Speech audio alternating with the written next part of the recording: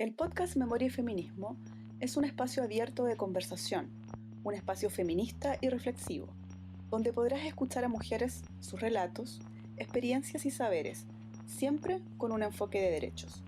Acompáñanos cada episodio junto a Pamela Ipinzada Mayor y Paz Ahumada Muñoz.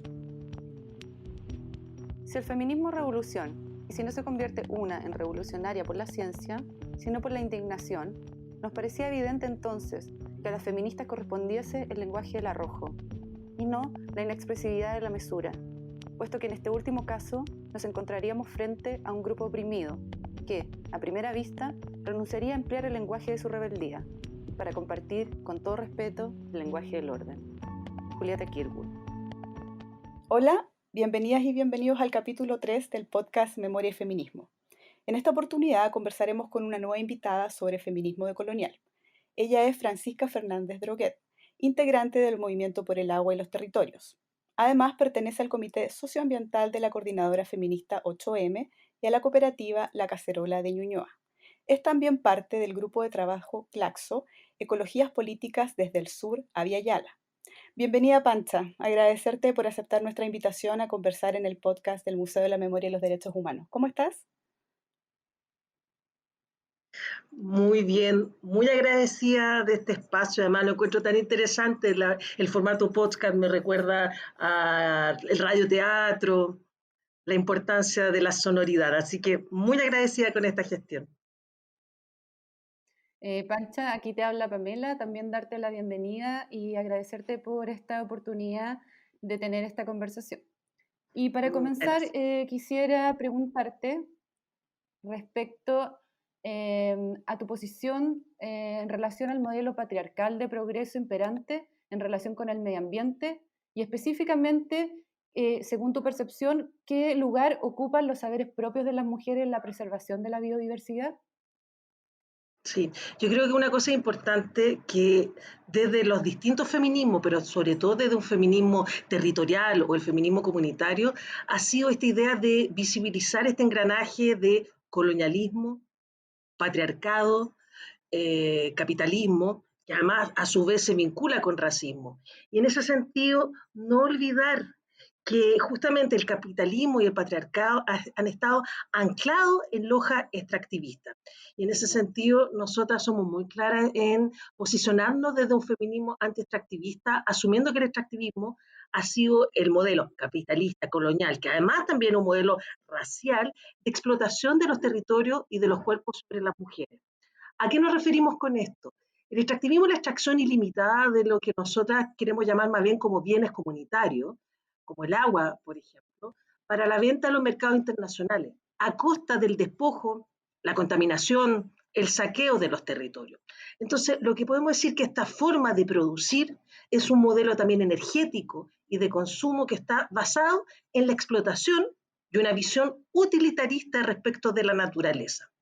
Entonces, frente a esto, nosotras decimos que nuestro proceso de transformación estructural en contra de la precarización y de la violencia hacia las mujeres también es un proceso que da cuenta de la necesidad de transformar el modelo extractivista capitalista de relacionamiento con la naturaleza. Pero además, algo súper relevante, y lo he dicho en otras ocasiones, el entender de una mirada utilitarista desde la explotación de la naturaleza también se podría decir expropió la misma lógica los cuerpos de las mujeres, las niñas y la disidencia. O sea, históricamente a las mujeres nos vincularon con la naturaleza y en tanto naturaleza fuimos objetos explotables y también objetos de consumo. Entonces, frente a eso nosotras decimos, ¿cuál es el lugar que tenemos las mujeres? Por una parte, igual esto es como interesante porque voy a mostrar una tensión. Por una parte, reconstruir y visibilizar el rol histórico que hemos tenido las mujeres, las niñas, en relación a la protección, a la defensa de los territorios, la naturaleza. Pero al mismo tiempo tenemos que ser súper cuidadosas de desnaturalizar la naturaleza. O sea, quiero decir con esto que no es un vínculo natural el que tenemos las mujeres, sino un vínculo histórico de construcción, defensa y cuidado, por ejemplo, de las semillas. Entonces, cuando hablamos de desnaturalizar la naturaleza, es asumir el rol histórico que hemos tenido mujeres, disidencias y niñas, pero entendiendo que no es un vínculo per se, sino un vínculo que hemos construido, un vínculo que además reivindicamos. Pero ojo con no naturalizar ese vínculo. No sé si me explico bien dentro de ese marco. Y por otra parte, en esta construcción de explotación de la naturaleza, entendiendo que además se han construido sobre la base de economías y territorios masculinizados, en que las mujeres hemos sido mucho más expuestas a la violencia y la transgresión contra los territorios, con trabajo precarizado, el no reconocimiento de nuestros trabajos reproductivos para mantener la vida, pero además aguizado en términos de despojo y contaminación, donde las mujeres tenemos un rol protagónico en sostener las vidas, tanto las vidas humanas como también sostener la chacra, sostener la huerta, o sea, sostener los territorios. Eso. Exacto. Y Francisca, en este mismo sentido, preguntarte qué lugar ocupan las lideresas indígenas en la defensa del medio ambiente.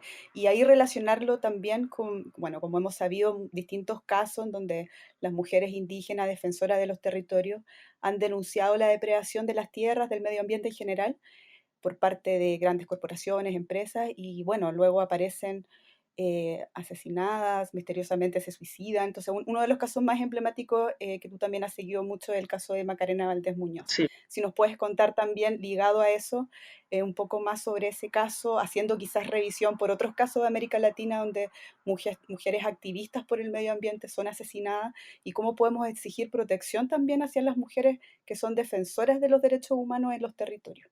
Sí, yo debo ser honesta que la palabra lideresa, entendiendo, me gusta resignificar con otras categorías. Me gusta más la idea de defensoras, actoras, claro, porque la lideresa de cierta forma establece una sensación de estructura jerárquica que muchas veces justamente las mujeres hemos sido bien protagónicas en tratar más bien de instalar una mirada comunitaria. En ese sentido, lo entendería más en clave de defensoras.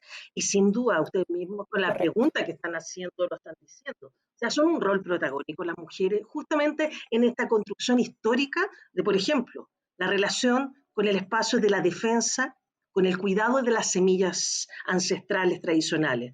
Por otra parte, con estas economías territoriales, donde justamente hay rol importante en la agricultura, la ganadería ancestral, familiar, pero también hoy en la agroecología o en el espacio urbano, en las huertas urbanas. Entonces, tenemos un vínculo histórico respecto al cuidado de los territorios, respecto a las economías territoriales, a las semillas, pero también un lugar que me parece muy importante reivindicar como espacio político, el espacio de la cocina. O sea, lo mismo me pasa con la naturaleza. Yo creo que hay que desnaturalizar el vínculo como que fuese per se el que tenemos con la cocina. Sin embargo, no estamos diciendo desplazar el lugar de la cocina, sino entender la cocina como un espacio de protagonismo, de lucha política esencial, como por ejemplo hoy en día son las ollas comunes. Entonces es interesante, es reconocer nuestros espacios vitales, protagónicos, de actoría, pero al mismo tiempo asumiendo que son espacios de construcción política. Entonces me gustan que visibilicemos el espacio de la cocina como un espacio de construcción política. Entonces, frente a la cocina, la semilla, los bosques nativos, las economías territoriales y también en el espacio urbano, las mujeres indígenas han tenido un elemento fundamental vinculado tanto a las memorias de resistencia como a la construcción hoy de alternativa contra el extractivismo y contra el capitalismo. Entonces, somos muy riesgosas y sobre todo las mujeres indígenas, afro, migrantes, campesinas y sectores populares son muy peligrosas porque justamente en sus prácticas cotidianas están justamente diciendo podemos pensarnos más allá del capitalismo, fuera del capitalismo. Entonces somos peligrosas y por eso de manera tan tremenda es que las mujeres hemos sido fuertemente criminalizadas, perseguidas en estos roles, pero además asesinadas. Creo que obviamente nos han marcado dos mujeres en esta lucha, mujeres indígenas, en la defensa de los territorios y de las aguas. Sin duda el caso en Honduras de Berta Cáceres nos marcó por el horror, pero también por la trayectoria de resistencia y lucha. Y por otra parte, como ustedes bien señalaban, lo que nosotras planteamos como feminicidio empresarial, que es el asesinato de Macarena Valdés Muñoz. O sea, ella es colgada, y ustedes ya saben, ya hay 2 por lo menos peritajes que han corroborado, luego de ser asesinada en el marco de un conflicto territorial. Ella, en la comunidad de Nehuentranguil, Panguipulli, junto a comuneros, comuneras, estaban rechazando la construcción de hidroeléctricas de paso por parte de RP Global, hoy RP Arroyo. Y luego ella amanece el 22 de agosto, asesinada luego de que su compañero Rubén Coello fuera a dejar a los niños a su escuela, y de hecho estaba con uno de sus hijos. Entonces acá estamos diciendo, hoy se asesina por ser mujer, se asesina por ser mujer indígena, pero además por estar en la defensa de los territorios. Entonces son situaciones muy complejas que creo que es fundamental visibilizar. Tanto el rol, como ustedes muy bien han señalado, pero también la peligrosidad que hoy existe por el solo hecho de ser mujeres y sobre todo indígenas. Ustedes saben, hace poco hubo un informe de un organismo internacional que señalaba que además América Latina era uno de los continentes por excelencia donde se estaba generando violencia, asedio y asesinato a defensores y defensoras de los territorios.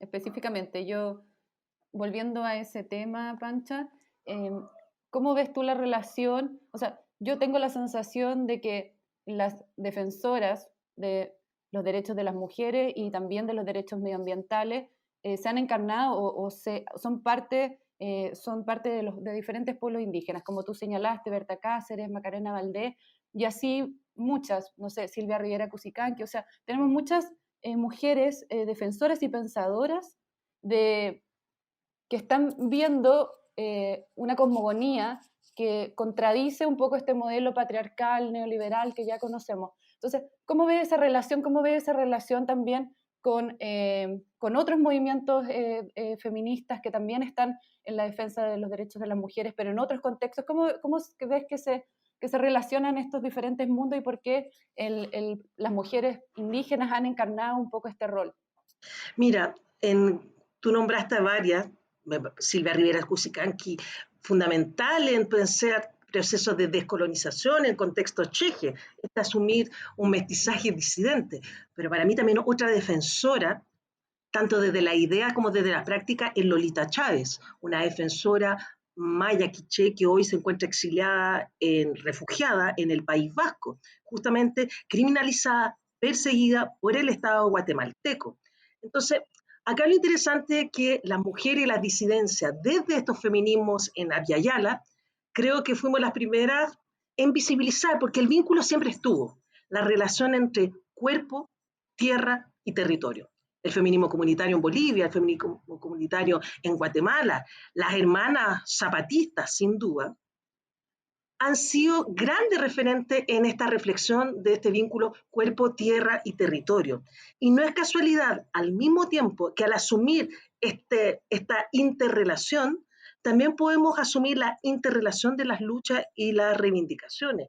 No es casualidad, nuevamente, que quienes más apoyaron en un momento la lucha por la libertad y la despenalización de la causa de la Machi Francisca Linconado, así como también de visibilizar este feminicidio empresarial de Macarena Valdés Muñoz, han sido las feministas y han sido las lesbianas, porque justamente desde estas experiencias vitales de lucha hemos sido capaces de visibilizar esta relación cuerpo, territorio, tierra. A ver, ¿cuál es nuestra primera soberanía territorial que las defensoras luchamos en nuestros conflictos socioambientales? Sin duda, son nuestros cuerpos. Es por eso que nos hace sentido la lucha por el aborto, pero también nos hace sentido la lucha de otras maternidades, maternidades disidentes, maternidades fuera de estas matrices productivas neoliberales.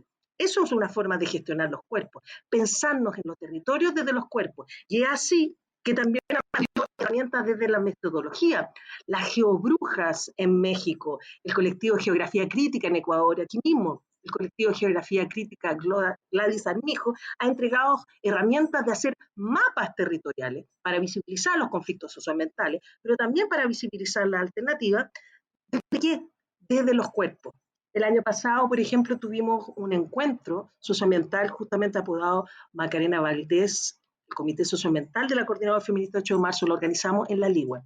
Ahí nos encontramos más de 100 mujeres disidencias e hicimos un ejercicio de mapas corporales, dibujando siluetas de mujeres, de disidencias y visibilizando en esos cuerpos siluetas el territorio del conflicto. Entonces, por ejemplo, muchas visibilizamos en la garganta, en el útero, los conflictos socioambientales, el ahogo, la contaminación, los nudos, la rabia, pero también, por ejemplo, las construcciones de alternativas en las manos, la proyección de construir, elaborar desde las manos, desde los pies, enraizar y desde la cabeza en la construcción de la idea. Entonces podemos ver todos estos distintos universos de donde ir construyendo esta relación cuerpo, tierra, territorio.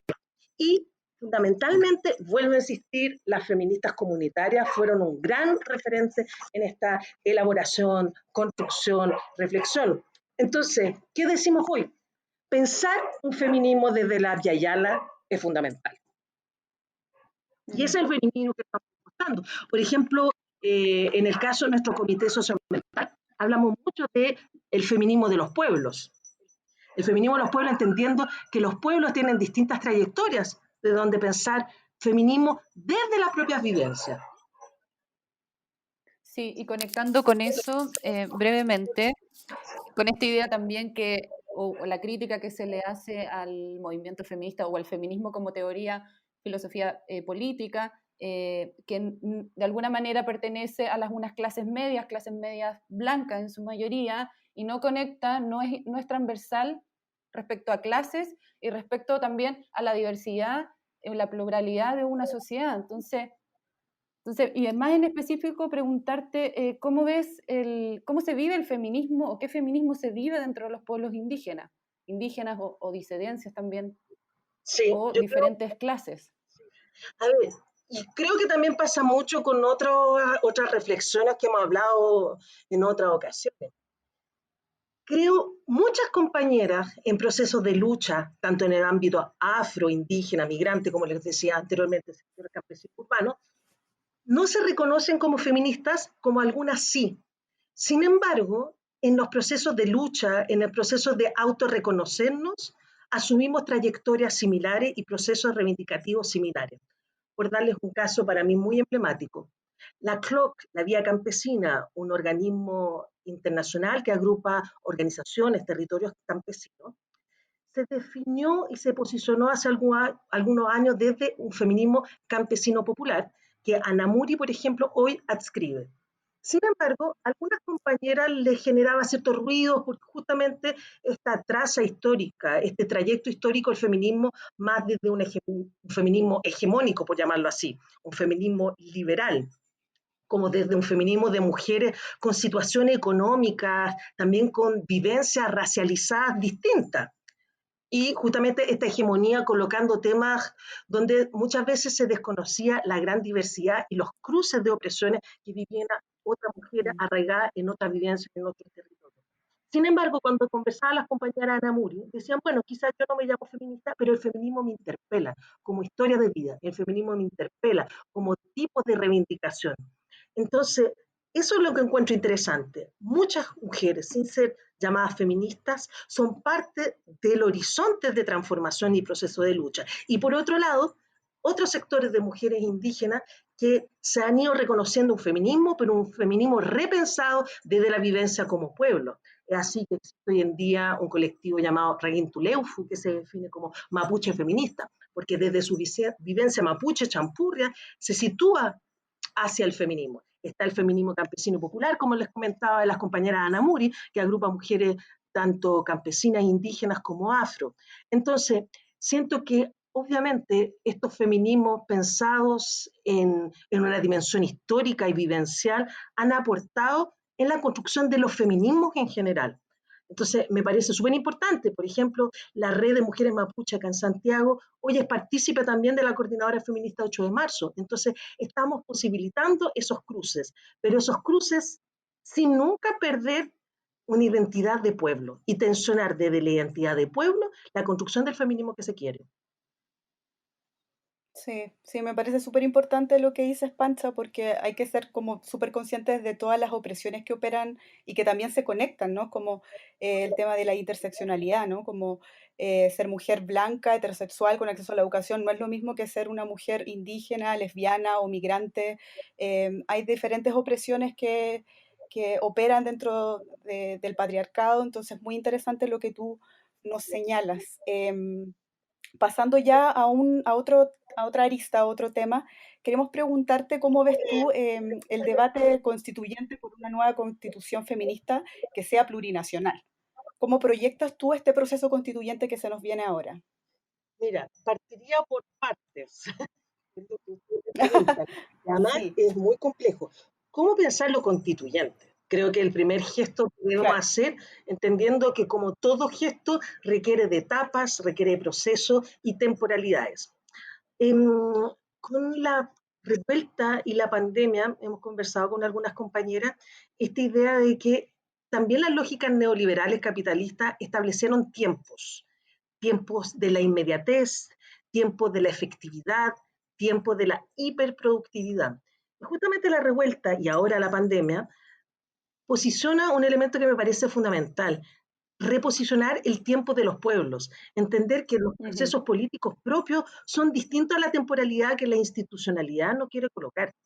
Entonces, si yo pienso en esa clave, el proceso constituyente, es otra forma de entender otros tiempos de lo constituyente. Entonces, yo pensaría que hay un tiempo constituyente que lo hemos construyendo desde siempre, la construcción y la constitución de nuevos horizontes políticos o de nuevos horizontes nada, sino de memorias ancestrales. Y por otra parte, el claro, proceso constituyente que nos está pidiendo, en el fondo, se tensiona desde la figura de gobierno y del Estado en general. Entonces, el proceso constituyente de horizonte político ancestral es, por ejemplo, existe el Parlamento Cosmos, existe una serie de trabún en Gualmapu que se realizan y donde hay experiencia política, formas propias de organización y de toma de decisiones del pueblo mapuche. Y ahí hay un proceso constituyente histórico de siempre. Y por otra parte, hay procesos constituyentes desde los distintos movimientos sociales donde queremos construir justamente los nuevos mundos que queremos habitar, como han señalado tantos otros movimientos sociales. Y en ese sentido, la revuelta sin duda es un marco de esa nueva construcción a través de qué, por ejemplo, las asambleas territoriales. Yo soy parte del Movimiento por el Agua por los Territorios, llevamos más de 8 años, somos alrededor de 100 organizaciones de Arica, Magallanes, nos definimos como plurinacional y justo cuando estalla la revuelta, estábamos el día 19 de octubre, no te miento, dábamos inicio al primer Cabildo por el Agua, que era justamente una propuesta eh, plurinacional de cómo pensar la gestión comunitaria del agua, no gestión estatal, gestión comunitaria, y de las diversas comunidades, tanto urbanas, rurales, como distintas colectividades culturales. Y obviamente este proceso, hicimos casi más de 60, 70, se vio agudizado y profundizado con la revuelta. Y por otra parte, las asambleas territoriales en los barrios, que finalmente permitió la configuración de la Coordinadora de Asambleas Territoriales, la CAT, eso para mí ya era un proceso constituyente, porque estábamos constituyendo nuevos horizontes de donde queríamos generar comunidades políticas. Pero por otra parte, todo proceso constituyente, por eso te decía que esta respuesta era un poquito más larga, requiere también de proceso destituyente. Destituir el orden imperante, destituir tanto simbólicamente, pero también como ejercicio en la calle. Entonces, este proceso destituyente también estuvo vinculado con la rabia, estuvo vinculado con las movilizaciones que se generaban en la calle. O sea, si una cosa creo que a todas nos queda como vivencia, es que la revuelta fue muy corporal.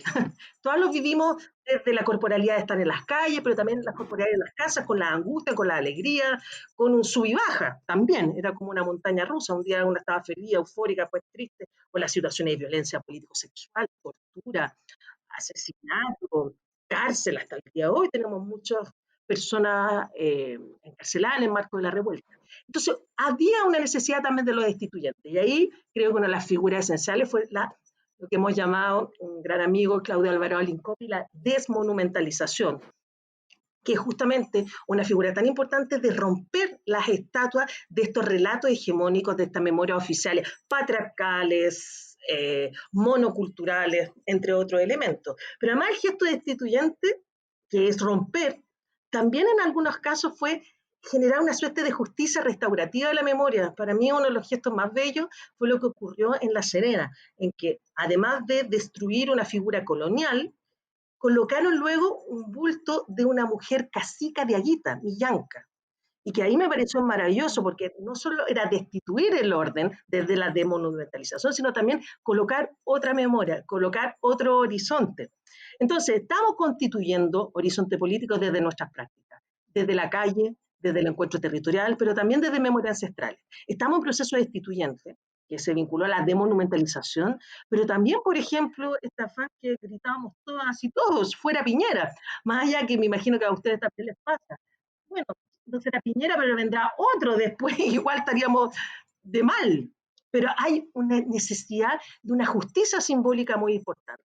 Y ahora tiene proceso constituyente de incidencia hacia lo político institucional, porque lo político cotidiano ya lo estamos construyendo.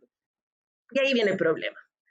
¿Cómo incidir en un proceso que, a mi modo de ver, el proceso más enriquecedor es justamente la vivencia territorial, pero no así lo que finalmente nos coartaron y nos dieron como posibilidad de participar en el proceso constituyente, que fue, lo que ustedes recordarán, el acuerdo de paz firmado entre cuatro paredes, de hecho en la madrugada, en noviembre del año pasado, que finalmente resolvió que de cierta forma tapar hechos de violencia vinculada a derechos humanos, pero además acordar que las alternativas luego de si aprobábamos una nueva constitución era convención constitucional o convención, convención mixta o convención constitucional.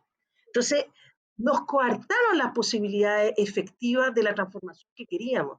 Y de hecho, decimos, nosotros queremos una asamblea constituyente, por ejemplo, plurinacional, feminista, enfoque socioambiental y obviamente soberana, pero a la medida de los sueños, no a la medida de las restricciones que nos dio el aparataje institucional. Es tan así que esta institucionalización de lo constituyente, hasta nosotras mismas dentro de los movimientos sociales caíamos en esa misma lógica. Yo recuerdo que las primeras conversaciones, que de hecho, bueno, participé en varias, porque además, bueno, soy antropóloga y trabajo en antropología jurídica, era justamente invitando a juristas, abogadas y abogados para decir, ¿cómo pensar una nueva constitución? Y si tú me preguntas, es todo lo contrario. ¿Cómo pensar una nueva constitución? Pasa de la experiencia histórica de los pueblos como la experiencia actual de construcción territorial, donde de esas demandas y reivindicaciones, académicos, académicas apoyarán en sistematizar y después los juristas le otorgan un lenguaje jurídico para que devengan una nueva constitución y no al revés. Todavía seguimos pensando en una mirada muy verticalista la construcción de del nuevo proceso constituyente, que además es mucho más allá de una nueva constitución. Yo en eso soy bien enfática.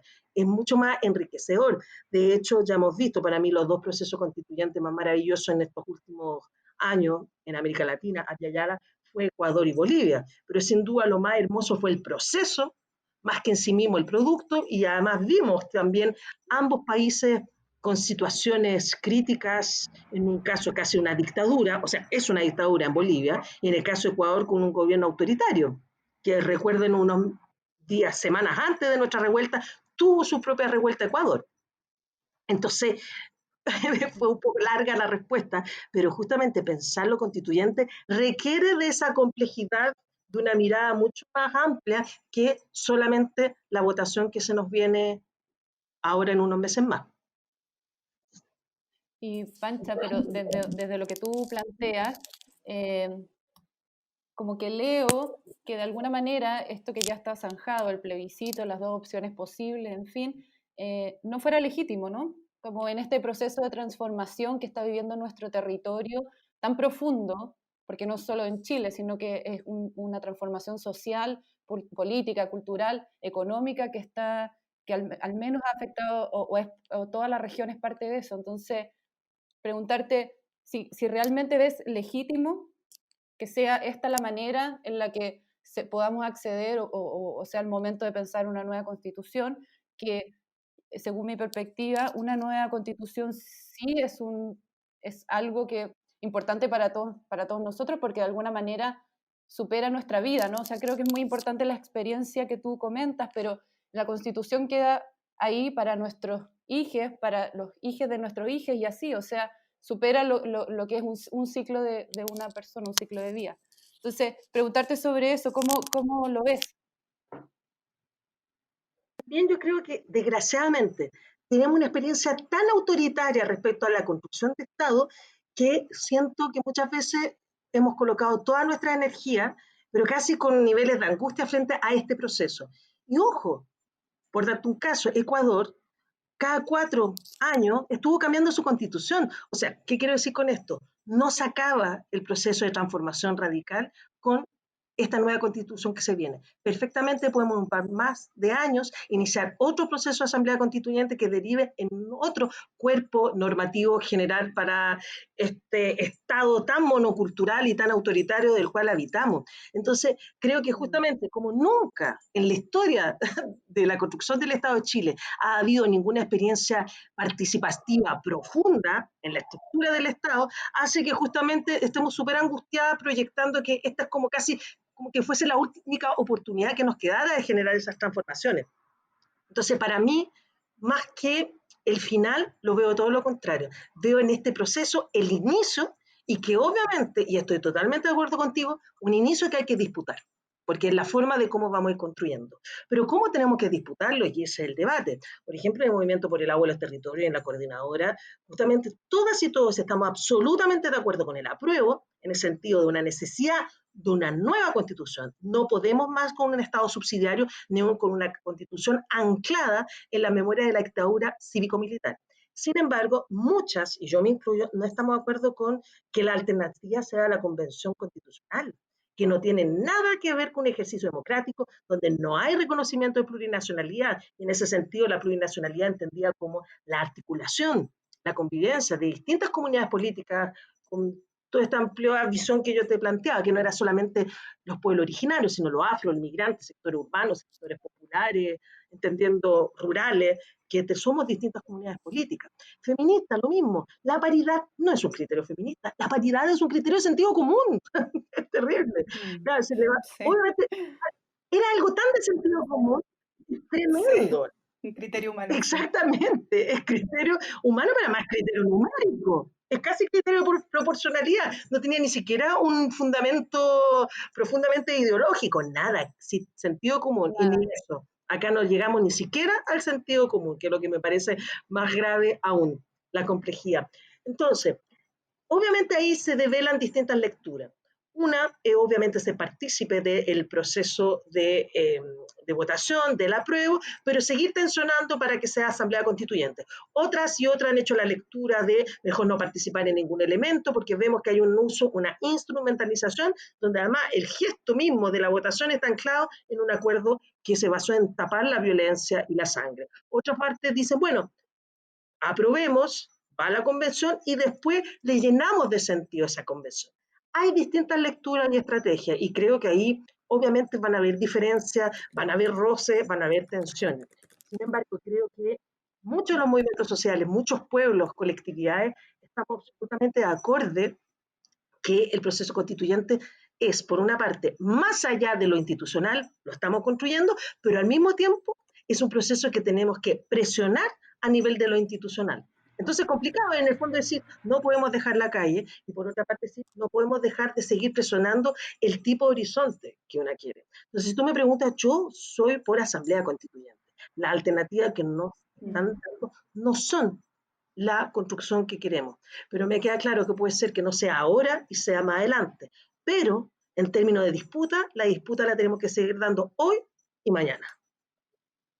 Complejo. Claro, sí, Sí. volviendo a esa idea también de los procesos previos a este plebiscito o a esta nueva constitución, o sea, también preguntarte, ¿cómo lo ves tú como activista, como mujer feminista, con una perspectiva decolonial? ¿Cómo piensas tú que va a ser tu rol en este proceso de cambio que estamos viviendo, también de formación de, no sé, muchas personas estudiando la Constitución? Yo creo que es un momento excepcional Sí, en pero ese sentido. sí, yo te diría igual totalmente al revés. Yo, como te decía, creo que no hay A que ver. estudiar la Constitución, sino tenemos que sistematizar nuestras demandas y reivindicaciones.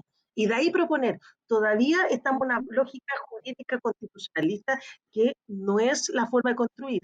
La nueva constitución, la asamblea constituyente que queremos construir es desde las prácticas, desde las propuestas de los distintos sectores, de los distintos pueblos, de las distintas colectividades, y ahí ingerir, y no al revés. Yo siento que todavía el estudiar la constitución nos permite entender el nivel de arbitrariedad y las consecuencias, por ejemplo, en la privatización del orden de todas nuestras cosas, la salud, la educación, la vivienda, las aguas, todo, pero creo que Sí, nuestro pero ejercicio es cómo somos esas capaces eran de nociones que decidir. no existían antes.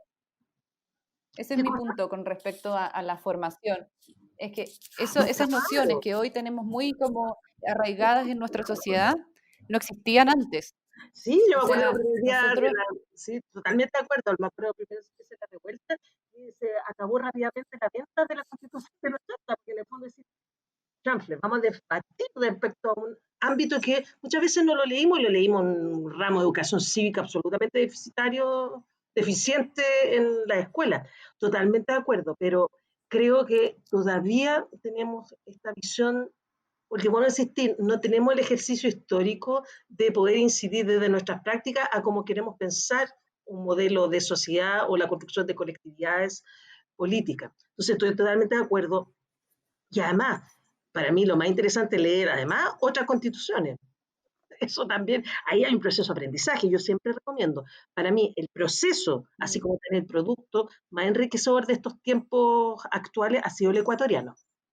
Más allá, de puedo insistir, después las constituciones obviamente pueden haber muchas situaciones de violencia o extractivismo que se intensifican a pesar de tener maravillosas constituciones, pero es, y vuelvo un poco a esta categoría anterior de esta necesidad de una justicia restaurativa simbólica, de tener una constitución que no se ancle en la violación sistemática de los derechos humanos, que fue la dictadura cívico-militar, y que no se ancle en un Estado subsidiario, que dejó al orden de todas las cosas la lógica del mercado. Entonces, sí, creo que es potente estudiar, pero también proponer, también sistematizar. ¿Se acuerdan? Les conté este día este trabajo de los cabildos por el agua. Hicimos un decálogo con los 10 principios de los derechos, la gestión comunitaria del agua y los derechos de las aguas. Porque además hablamos de derecho a la naturaleza, que es justamente un aporte importante de la Constitución ecuatoriana. No solo defender los territorios, por la defensa en términos de el bienestar, la relación y la interdependencia con lo humano, sino defender la naturaleza en tanto que la naturaleza per se también intrínsecamente tiene derecho. Entonces, nosotros queremos mm, restaurar los flujos de las aguas, no solo para el consumo humano, comunitario, sino también por los propios ecosistemas. Entonces, claro, son elementos complejos, pero justamente creo que son tiempos para reflexionar, hablar de estos temas. totalmente. Cambiar el paradigma de alguna manera. Es como, yo siento que eso es algo muy concreto desde la sociedad civil, construir nuevos modelos de generar conocimiento, nuevos modelos de relación con la, comillas, naturaleza, con el medio ambiente, como nuevos modelos de humanidad, yo pienso, como una opción. Por eso ahí Sí. la autoformación, te decía como respecto a lo del estudio de la Constitución, creo que la autoformación es una de las herramientas más poderosas que tenemos las feministas, feministas en red también, como de lucha y de resistencia. Sí, Absolutamente. en ese sentido, Francisca, yo te quería preguntar si tú nos podrías contar o invitar a la gente que nos está escuchando en este momento sobre espacios de participación en donde tú te estés también ahora vinculada, que justamente hagan esto. Yo me imagino que ahora por la pandemia quizás todo un poco virtual, pero donde la gente pueda quizás compartir alguna de sus de lo que necesita saber respecto a la nueva constitución o donde pueden informarse sobre las otras constituciones de Latinoamérica o de los procesos de asamblea constituyente. No sé si hay algún espacio o alguna red en donde la gente pueda participar justamente de estos debates, de estas conversaciones, de estos diálogos que significan un enriquecimiento muy importante a puertas del proceso constituyente que se nos viene. Sí, mira, es bien interesante porque obviamente responde a otros momentos, pero hace unos años atrás se hizo un texto sobre proceso constituyente y bienes comunes, el OLCA, el Observatorio Latinoamericano de Conflictos Ambientales, que con este mismo nombre ustedes lo pueden encontrar en redes sociales, pero también en una página web, donde sin pensar que iba a haber una revuelta que no iba a posibilitar realmente tener más niveles de incidencia, ya estábamos hablando del proceso constituyente, de cómo pensar una constitución, por ejemplo, que estuviese basado en esta mirada respecto a los derechos de la naturaleza. Entonces, ahí hay un horizonte súper interesante donde te pueden hacer lectura. En el marco de la pandemia se creó un conglomerado de articulación de distintos movimientos sociales en América Latina y el mundo que se llama pacto ecosocial. La palabra pacto, desgraciadamente para nosotras y nosotros en Chile, tiene la carga simbólica de democracia pactada, que sin duda la postdictadura nos deja como trazo. Pero en el fondo es cómo llegar a un gran acuerdo ecosocial a través de una justicia restaurativa, ecológica, pero además también del reconocimiento de la renta solidaria universal, a través del fin de la deuda externa. Entonces ahí, con este mismo nombre, Pacto Ecosocial, lo pueden encontrar en la página web, pueden ver distintos puntos y distintas propuestas que además exceden a Chile, sino que se están pensando en escala global de cómo pensar nuevas estructuras políticas y económicas. Siempre desde una dimensión, obviamente, de justicia restaurativa ecológica.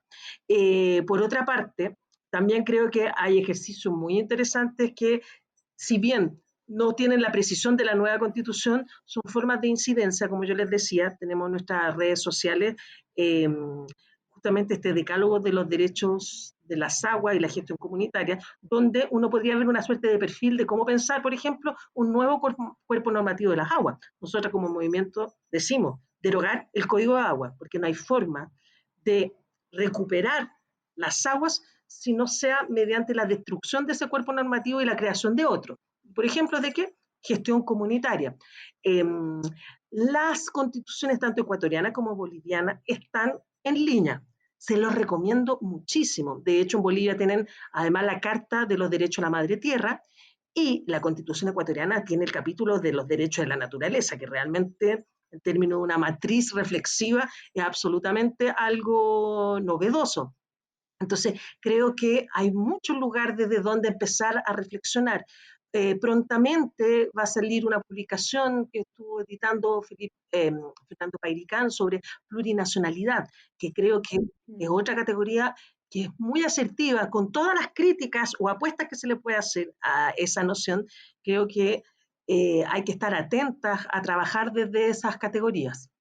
Así que hay harto desde donde anclar, reflexionar, posicionar, y sin duda yo creo que a medida que nos vamos acercando a la fecha, también tratar de reinstalar el debate, porque justamente en este tiempo de pandemia hemos tenido que enfrentar la intensificación de la violencia patriarcal, la intensificación de la criminalización, a la protesta, la precarización absoluta en ciertas condiciones de trabajo deplorable, tanto de teletrabajo o simplemente sin trabajo, que hizo que desgraciadamente podríamos decir quedó en pausa este proceso más reflexivo, pero creo que en algunos casos se siguió manteniendo y siento que ahora estamos retomando la necesidad, más allá de estar o no de acuerdo respecto a qué hacer, pero sí la necesidad de debatir respecto a la construcción de caminos que queremos instalar. Sí, Francisca, y ahí incluso antes de la pandemia y antes de la revuelta, cuando estaba todo el tema de la crisis climática, de la COP25 que se iba a hacer en Chile, ¿ustedes como Movimiento por el Agua y los Territorios iban a participar de eso? ¿Estaban como en todo este tema del ecofeminismo? No Nosotros sé si hicimos nos una puedes contar un cumbre poquito. alternativa, porque nosotros no estábamos para nada de acuerdo ni siquiera participar en la instancia de los movimientos sociales, la COP25.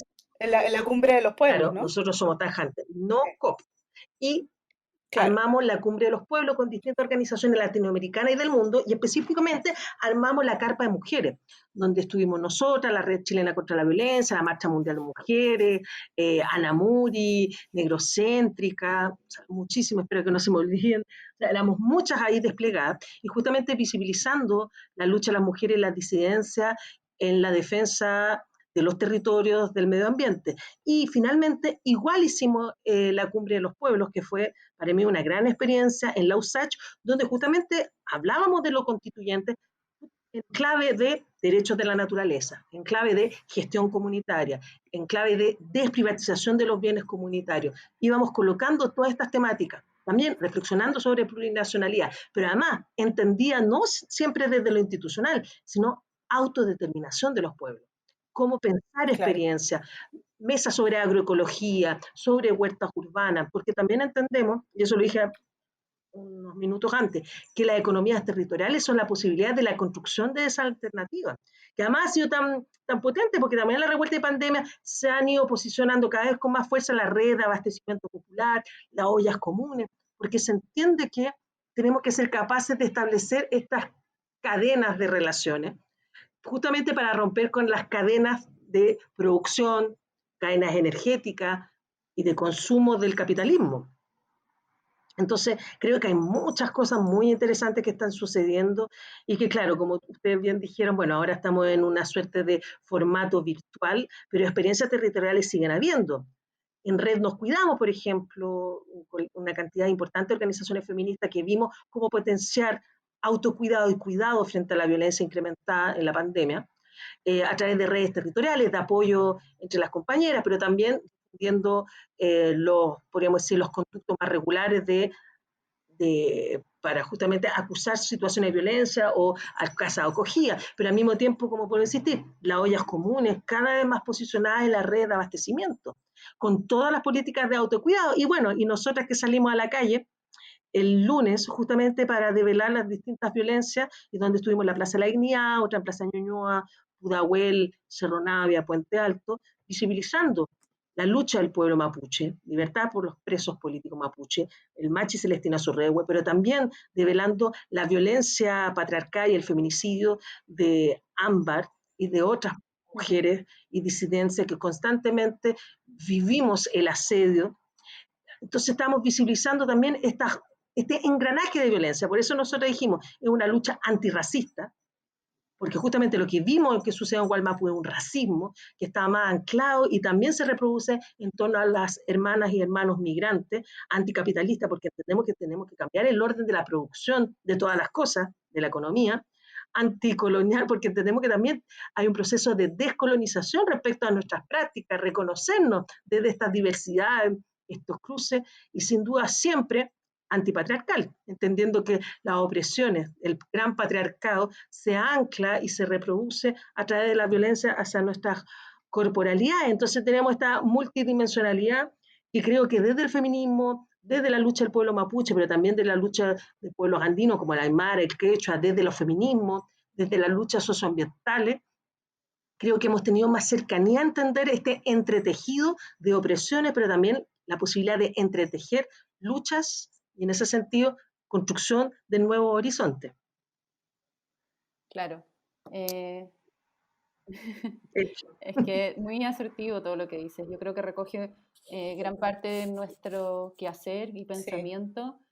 Desde nuestro pequeño lugar intentamos también abrir este espacio para que la reflexión no pare y continúe, y dentro del espacio que le damos a cada capítulo, uno de ellos muy importante es el constituyente, porque creemos que, en fin, esas son herramientas para finalmente construir un mundo mejor, una sociedad mejor.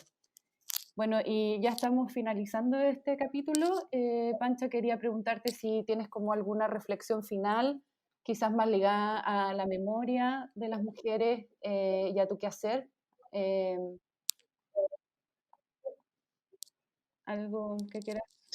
Bueno, obviamente no puedo dejar de nombrar la situación que hoy acontece en Gualmapu. Creo que una de las consignas importantes que las feministas con otros sectores posicionamos, los pueblos contra el racismo. O sea, creo que un feminismo antirracista es fundamental posicionar hoy más que nunca con más fuerza, entendiendo además que hay un racismo institucional arraigado en prácticas sin duda estatales, pero también más peligroso todo este racismo cotidiano, arraigado también en ciertos sectores populares, en que justamente no se ven al espejo y no se autorreconocen respecto a sus propias trayectorias como pueblos. Entonces creo que ahí también las feministas hemos hecho un gran aporte siempre en esta reflexión, en estos cruces y en esta visibilización de estas violencias. Y sin duda, para cerrar, agosto me parece importante un mes de memoria de mujeres como Macarena Valdés Muñoz, que creo que es un caso que sin duda es emblemático por el horror, por el encubrimiento, podríamos decir, la desidia estatal, pero que desgraciadamente da cuenta de una cierta política de violencia y de ejercicio de control, de dominio hacia Gualmapu, hacia las mujeres, hacia todo lo que suene distinto a lo normativo instalado desde estos discursos hegemónicos. Entonces, sin duda que nuestro gran desafío es cómo somos capaces de hacernos cargo de la memoria histórica de nuestras ancestras, de nuestro proceso de lucha, y hoy construir nuestros propios procesos de memoria. no solo entender la memoria como un aspecto del pasado, sino la construcción hoy y cómo podemos enfrentar esa construcción, por ejemplo, en el proceso constituyente, por ejemplo, en la construcción de referentes territoriales, cómo pensar desde la articulación. Entonces, tenemos que estar siempre atentas de los caminos ya trazados y hoy cómo seguir construyendo esos otros Sí, caminos. así es. O sea, no existe una memoria única, hegemónica, ponerla así de una manera. Nosotros, la postura es muy clara respecto al racismo, al clasismo, frente a la violencia, frente a los otros. O sea, yo creo que ahí no hay dobleces, o sea, hay que ser muy clara frente a esos hechos. Así que comparto tu opinión 100%. Sí, agradecerte. Agradecerte, Francisca, por haber participado del podcast, por tus reflexiones, por tus saberes. Creo que fue, y además por compartirlo con nosotras y con todos los que nos escuchan, creo que fue un capítulo muy rico en ese sentido de poder ver todas las interseccionalidades que hay en el feminismo. Agradecerte por tu participación e invitar a todos quienes nos escuchan a seguir conectados con el podcast Memoria y Feminismo en el próximo capítulo. Agradecer también, Pamela, no sé si quieres finalizar con algunas palabras. Lo mismo, sumarme a los agradecimientos y nada, como Pancha, agradecerte un aporte. Este es un espacio que construye memoria, así como la misión del museo en el que trabajamos y nuestra misión personal. Así que eso, nada, muchas gracias. Muchas gracias a usted, Pamela. De verdad, estas instancias son demasiado importantes, el conversar, el dialogar, así que muy agradecida, además insistir, el formato también lo encuentro maravilloso, es como recuperar el poder de la oralidad y las Así es. sonoridades. Así que gracias. Que estés muy bien, un A abrazo. ti, un abrazo. Primero quisimos encontrar un lugar en la historiografía existente. Pensábamos que quizás incorporadas al mundo relatado en masculino, seríamos visibles. Existiríamos.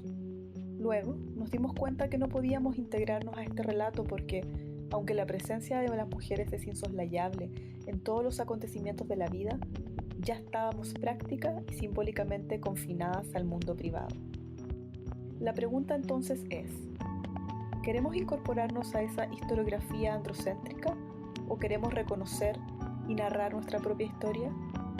Porque ese lugar vacío de nuestros quehaceres en el relato histórico tiene consecuencias en las vidas personales y en las posibilidades de enfrentar el mundo colectivamente. Que la historia de las mujeres no se reconozca, en el fondo quiere decir que lo que hemos hecho no importa. Da lo mismo haber estado en una revolución, resignificado la democracia, estar todos los días sustentando reproductivamente la vida de la humanidad. Nada de eso importa. Estamos ausentes o secundarizadas. Y eso tiene efectos. Extracto del texto Nunca más mujeres sin historia. Conversaciones feministas. Red chilena contra la violencia hacia las mujeres.